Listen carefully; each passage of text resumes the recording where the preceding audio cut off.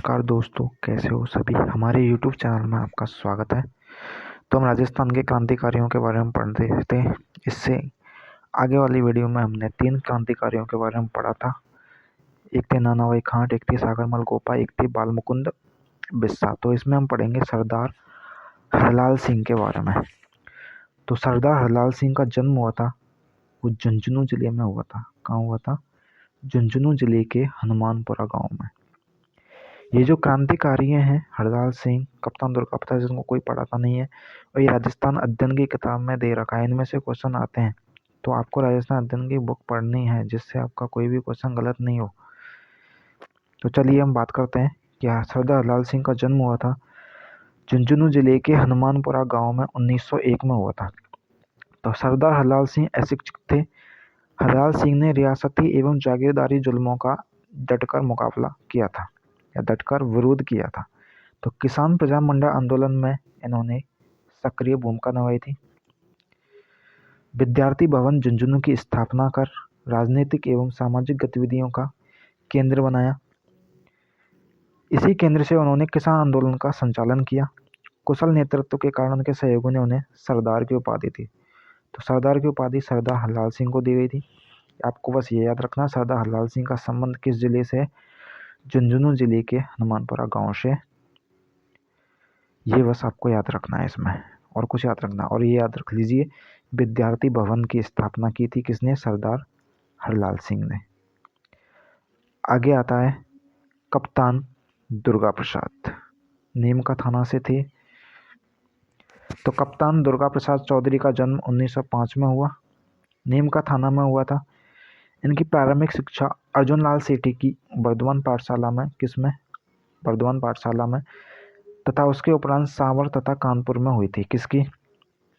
कप्तान दुर्गा प्रसाद। तो चौधरी ने राजस्थान सेवा संघ के अंतर्गत बिजौलिया में कार्य किया। 1930 में स्वाधीनता आंदोलन में शामिल हो गए थे। किसमें? स्वाधीनता आंदोलन में शामिल हो गए थे। कौन? कप्तान दुर्गा प्रसाद चौधरी। ये कप्तान दुर्गा प्रसाद चौधरी हैं। तो 1930 से 1947 तक राष्ट्रीय आंदोलन में भाग लेने के कारण अनेक बार कहाँ गए थे? जेल गए थे। तो दुर्गा प्रसाद चौधरी ने एक पत्रकार के रूप में अपनी पहचान बनाई थी।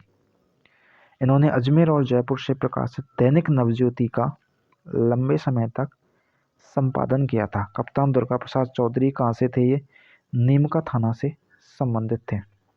तो ये आपको याद रखना है। इन्होंने राजस्थान सेवा संघ के अंतर्गत कहाँ कार्य किया था? बिजौलिया में कार्य किया था। और 1930 से 1947 तक राष्ट्रीय आंदोलन में भाग लेने के कारण ये जेल गए थे। तो ये याद रखना है आपको, कप्तान दुर्गा प्रसाद चौधरी के बारे में थोड़ा। अब आती है जानकी देवी बजाज सीकर। इसमें तो बहुत कुछ याद रखना है, इंपॉर्टेंट है, एग्जाम में आ चुका है कई बार। तो जानकी देवी बजाज, इनका जन्म हुआ था लक्ष्मणगढ़ के सेठ थे गिरधारी लाल जाजोदिया के घर में होता। तो 1893 ईस्वी में मध्य प्रदेश के जावरा कस्बे में उनका जन्म हो गया। 1902 में जमनालाल बजाज के साथ जानकी देवी का क्या हुआ? विवाह हुआ था। इन्हें ससुराल वर्धा में रहना पड़ा। सर्वप्रथम जानकी देवी ने जड़ परंपराओं को तिलांजलि दी, तभी खुलकर सत्याग्रह में भाग ले सकी। देहांत के बाद उनको गौ सेवा संघ की अध्यक्ष बनाया गया। ये जयपुर प्रजा मंडल को 1944 ईस्वी के अधिवेशन के अध्यक्ष चुने गए। कौन? जानकी देवी बजाज। इनके पति का नाम जमनालाल बजाज। जन्म कहाँ हुआ था? मध्य प्रदेश के जावरा कस्बे में इनका जन्म हुआ था। तो ये आपको याद रखना है अच्छी तरह से। अब आता है अंजना देवी चौधरी।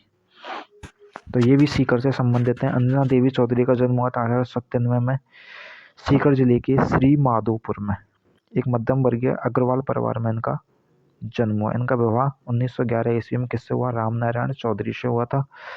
अपने पति की इच्छानुसार 20 वर्ष की आयु में पर्दा प्रथा त्याग कर राष्ट्रीय स्वतंत्रता संग्राम में सहयोग करने का क्या लिया था? संकल्प लिया था। किसने? अंजना देवी चौधरी। 1921 से 24 में मेवाड़ बूंदी राज्यों की स्त्रियों में राष्ट्रीयता समाज सुधार की भावना को बढ़ावा दिया तथा उनके साथ सत्याग्रह का कार्य किया था।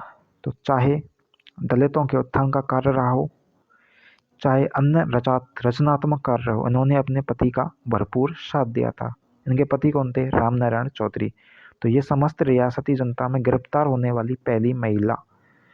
इम्पोर्टेंट है, एग्जाम में आ चुका है और बार बार आता है, ये आपको अच्छी तरह से याद रखना है। क्या रियासती जनता में गिरफ्तार होने वाली प्रथम महिला कौन थी? अंजना देवी चौधरी। और सत्याग्रह में भाग लेने वाली जानकी देवी बजाज। अच्छी तरह से याद रखें। तो ये थे हमारे क्रांतिकारी। कौन कौन से पढ़े एक और बता देते हैं आपको। तो सबसे पहले पढ़ा सरदार हरलाल सिंह झुंझुनू, कप्तान दुर्गा प्रसाद नीम का थाना, जानकी देवी बजाज सीकर और अंजना देवी चौधरी सीकर। तो आपको हमारी क्लास कैसी लगी कमेंट करके ज़रूर बताएं। और जानकी देवी बजाज और अंजना देवी चौधरी, इनमें से क्वेश्चन आता है, इनको आप अच्छे से देख लें। धन्यवाद। Thank you so much.